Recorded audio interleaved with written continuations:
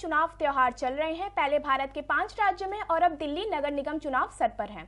अब देखना ये होगा इस चुनाव की रेस में कौन विजयी होता है। नमस्कार दर्शकों, मेरा नाम है लीना राजपूत और आप देख रहे हैं हिमकॉम न्यूज।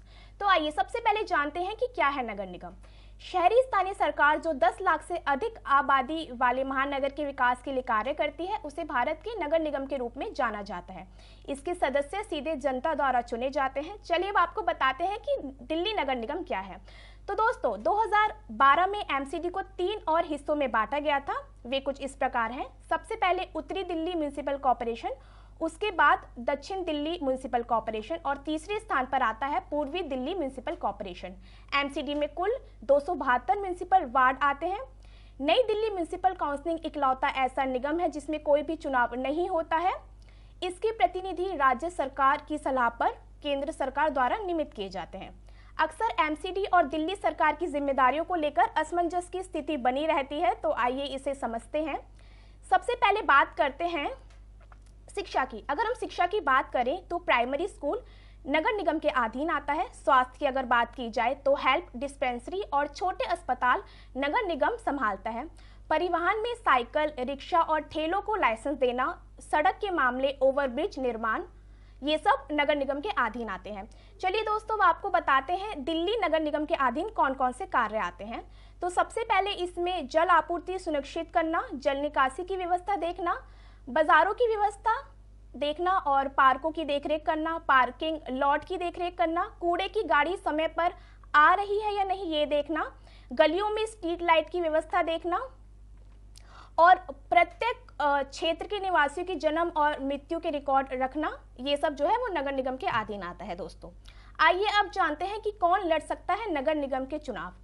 चुनाव प्रत्याशी को भारतीय का नागरिक होना अनिवार्य है। उम्र कम से कम 21 वर्ष आपकी होनी चाहिए। 10वीं पास होना चाहिए। फिलहाल सरकार ने कोई भी ऐसी योग्यता निर्धारित नहीं की है, परंतु आप पढ़े लिखे होने चाहिए। अगर आप पढ़े लिखे होंगे तो आपको जानकारी भी होना आवश्यक है।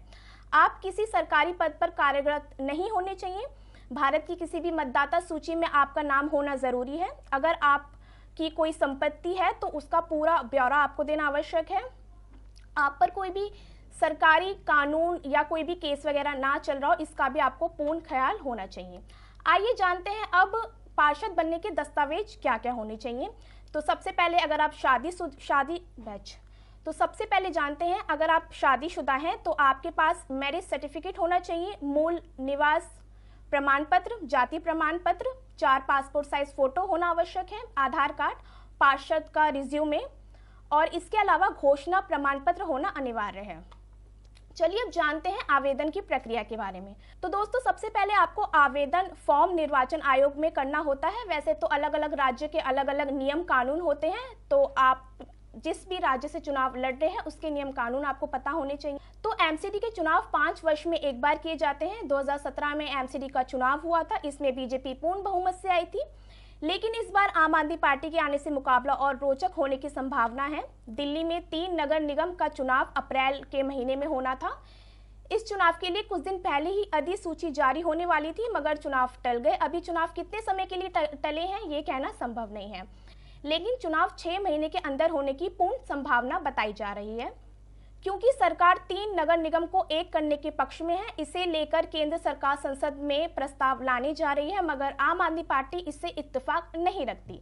दिल्ली सरकार चाहती है कि चुनाव समय पर हो। ऐसा मानना है दिल्ली सरकार का कि केंद्र सरकार ये जानबूझ के कर रही है, ये कुछ भी जनता के हित में नहीं है। इसे लेकर आम आदमी पार्टी सुप्रीम कोर्ट भी चली गई है। उन्हें वहां से उम्मीद है। फिलहाल सुप्रीम कोर्ट में सुनवाई जारी है, इसलिए कार्यकर्ताओं को निर्देश दिए गए हैं कि चुनाव को लेकर तैयारियां जारी रखें। इस बार नगर निगम में किसकी सरकार बनेगी ये तो वक्त रहते पता चली जाएगा। फिलहाल अभी के लिए इतना ही। देश और दुनिया की तमाम छोटी बड़ी खबरों के लिए देखते रहिए हिमकॉम न्यूज और हमारे चैनल को सब्सक्राइब जरूर कीजिए। धन्यवाद।